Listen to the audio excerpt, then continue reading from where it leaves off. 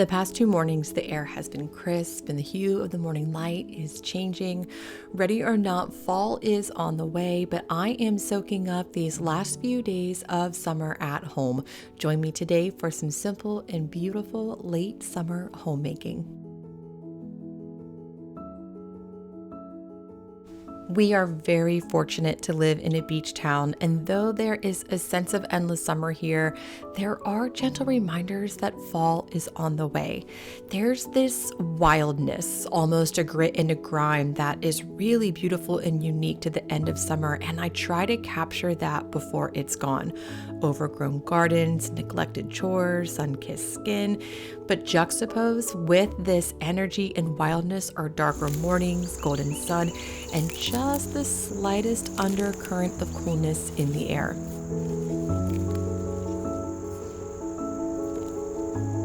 My garden is completely unkempt and totally wild and overgrown. And in a lot of ways, I really love this about late summer, how everything takes off in its own way. And weeding through all of these plants, there's such beauty and treasures to find in the garden. Lately, as I have been cultivating my late summer garden and really starting to clean things out for fall, I'm trying to get as many cut flowers as I can and take out as much food as I can from my garden. We did lose a lot of plants during Tropical Storm Debbie. My onions floated out of the garden and then washed down the garden because we had so much rain. So some stuff is no longer viable, but there are really beautiful and lovely things to be had out of our garden in late summer.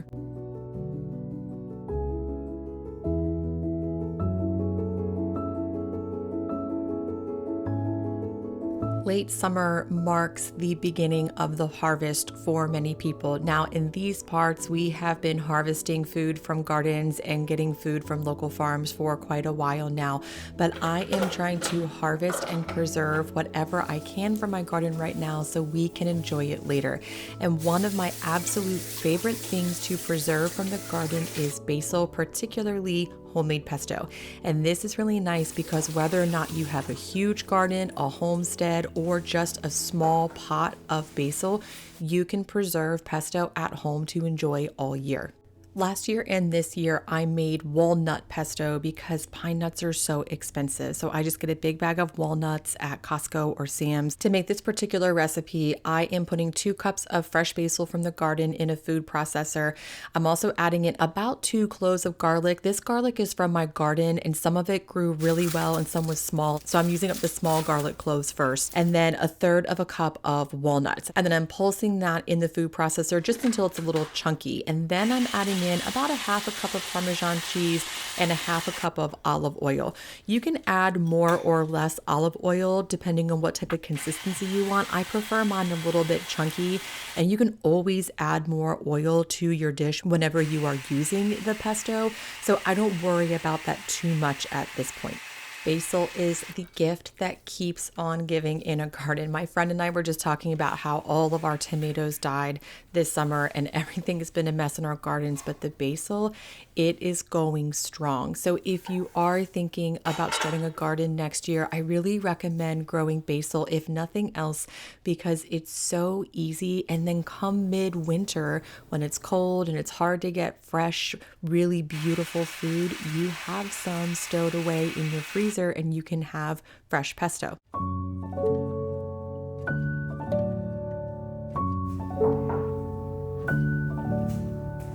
To capture this late summer flavor, I like to freeze individual portions of pesto. So this is enough for one dinner, and I have 4 bags that I am putting inside of a larger freezer bag. And I like to label it with what came from the garden so that way in February I know what was from our harvests.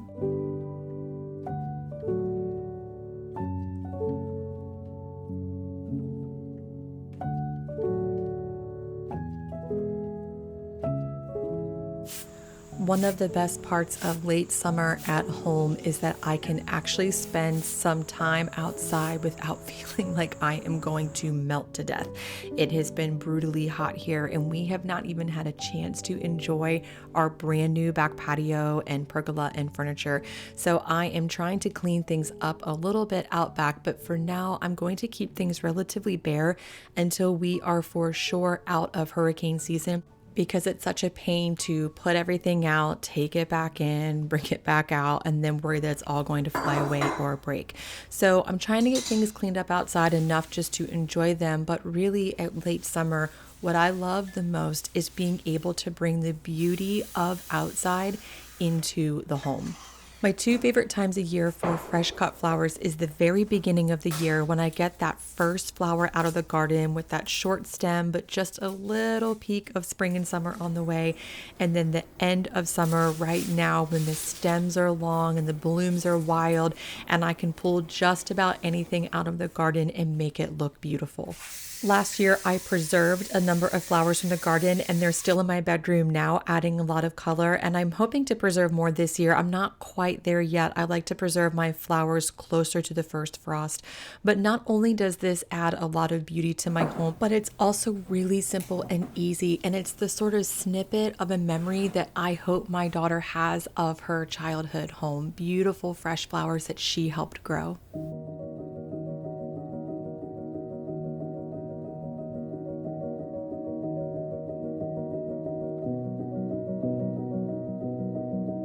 Last year, my summer was total magic.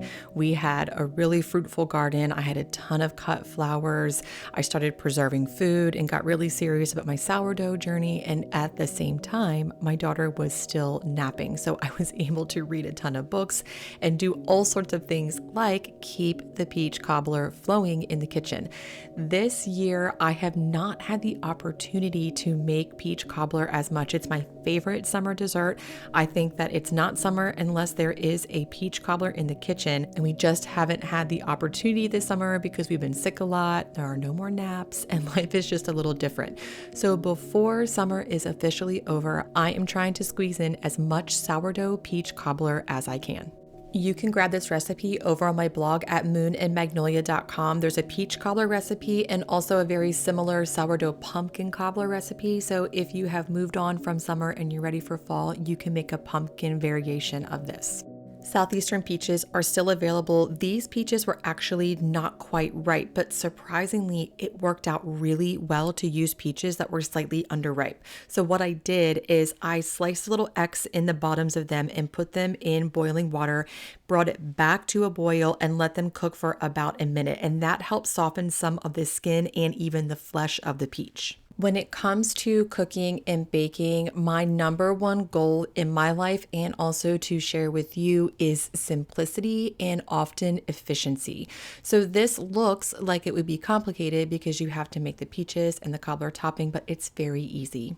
While the peaches are in the oven for about 10 minutes or so, softening up and letting the butter melt, I am making a really simple crumble topping with sourdough discard, flour, honey, brown sugar, cream, salt, and a little bit of baking powder and baking soda. Traditionally, a cobbler, you would roll out the dough and then cut biscuits, but I don't have time for that. Even though I'm trying to slow down right now and really enjoy the beauty of late summer, I still have a life to live. So if I want to have homemade sourdough peach cobbler and also keep up with the true day's demands, whether it's late summer beauty or not, I have to make this in a more efficient way. And I think sometimes these slow summer days are romanticized, but in order for us to even really have true slow summer days that are beautiful, it is important to have tips to make things faster, to be able to have all the things we want in our summer foods and summer treats, but to do it in a way that can actually fit into our lives. So for recipes like this, I look for ways to cut corners without affecting the overall quality of what I'm making. And I think even in a nutshell, that's kind of summer. It's doing the things that we have to do, but maybe a little less of it and soaking up more time and appreciating all of the wildness around us before there is so much structure in our lives for fall. And of course, cobbler isn't cobbler, and late summer isn't late summer without ice cream.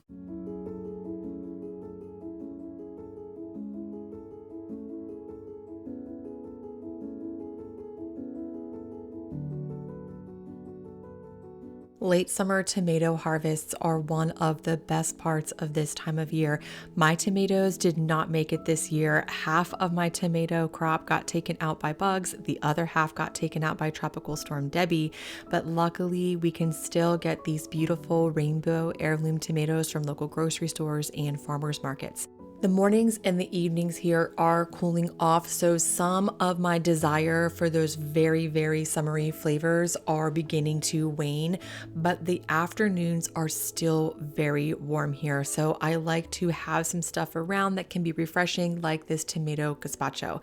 I am making this with produce both from the grocery store and from my garden. To make this, I am first blending up about 2 pounds of roughly chopped heirloom tomatoes, and then I'm also adding in some sweet banana peppers from our garden. You can use any Italian frying pepper, which is essentially just any long light green pepper.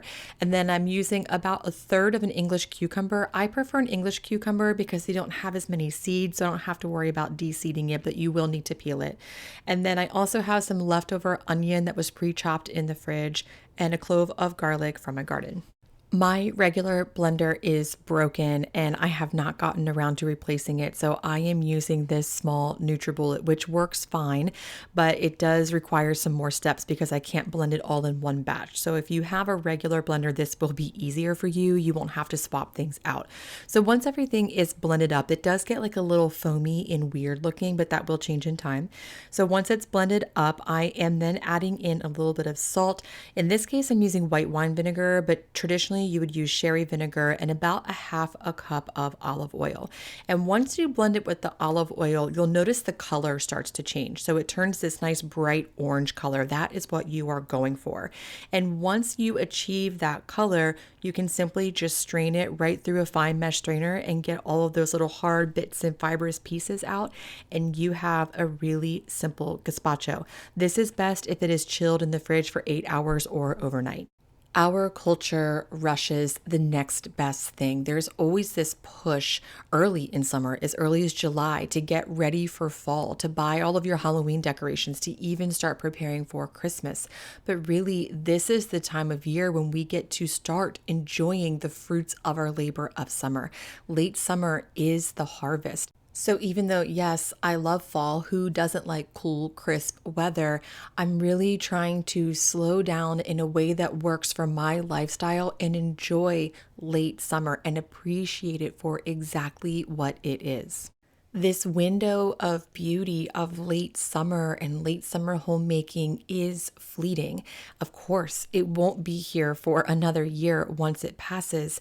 So I'm trying not to rush out of it and into something else until I get to experience the fullness of this time of year.